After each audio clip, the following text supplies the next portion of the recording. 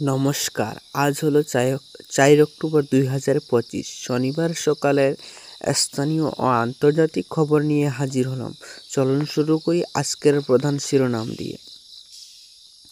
আজকের প্রধান খবরগুলি হলো শিলচর দুর্গাপূজা বিসর্জনে উপচে পড়া ভিড়। শিলচর সদরঘাটে দুর্গা বিসর্জনে দ্বিতীয় দিনে ঢাক-ঢোল ও শঙ্খধ্বনি আলোক সাজায় মুখরিত পরিবেশ। জেলা প্রশাসন ও পুলিশ নিরাপত্তা নিশ্চিত করেছে। এই পর্যন্ত কাছাড় জেলায় ৮৩৮টি প্রতিমা বিসর্জন হয়েছে, শিলচরে ২৪১টি। করিমগঞ্জে ভয়াবহ ট্রাভেলার্সের দুর্ঘটনা।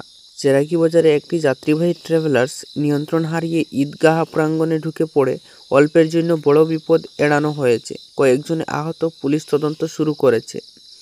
হাইলাকান্দিতে নেটওয়ার্কের বিপর্যয়। বাহাদুরপুর PT1, এয়ারটেল, জিও সহ বিভিন্ন মোবাইল নেটওয়ার্কে দুর্বল। স্থানীয়দের অভিযোগ যে দৈনন্দিন কাজে ব্যাপক সমস্যা হচ্ছে।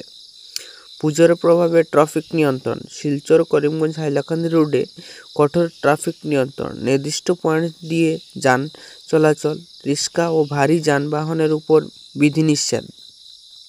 আবহাওয়ার সতর্কতা। ৫ থেকে ৮ অক্টোবর শিলচর মেঘলা আকাশ ও বজ্রসহ বৃষ্টির সম্ভাবনা দেখা দিচ্ছে। করিমগঞ্জ ৬ থেকে ১০ অক্টোবর মাঝারি বৃষ্টি হতে পারে, ৩০ মিলিমিটার। হাইলাকান্দিতে একই পরিস্থিতি। দেশের খবর। দুর্গাপুজো ও দশহরার কারণে ৩ থেকে ৪ অক্টোবর ব্যাংকে বন্ধ। ভারতীয় বায়ুসেনা ও অক্টোবরে যোগ দিয়েছে প্রথম দুটি টেলার্স MK এবং যুদ্ধ বিমান।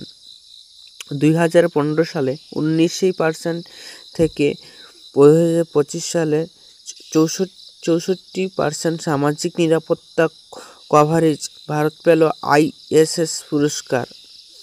ইন্দোগি ২৬ অক্টোবর থেকে কলকাতা গোয়াঞ্জক রুটে পুনরায় ফ্লাইট চালু করেছে। আন্তর্জাতিক খবরগুলি হলো কিছু। মার্কিন যুক্তরাষ্ট্রের সরকারি শাটডাউন সপ্তাহান্তে প্রসারিত, লক্ষাধিক চাকরি ঝুঁকিতে।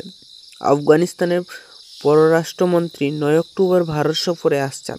রাশিয়ার প্রেসিডেন্ট পুতিন ডিসেম্বরের শুরুতে ভারত সফরে আসবেন। ঝাড়খণ্ডের সাহাবকে মুখ্যমন্ত্রী শিবু সোরেনের প্রয়াত। এই ছিল সকালের আপডেটগুলি। সকালকে জানাই শুভ বিজয় দশমীর প্রীতি এবং শুভেচ্ছা। আজকে যদি ভিডিওটি ভালো লাগে তাহলে চ্যানেলটি সাবস্ক্রাইব করে ভিডিওটি লাইক করে যাবেন।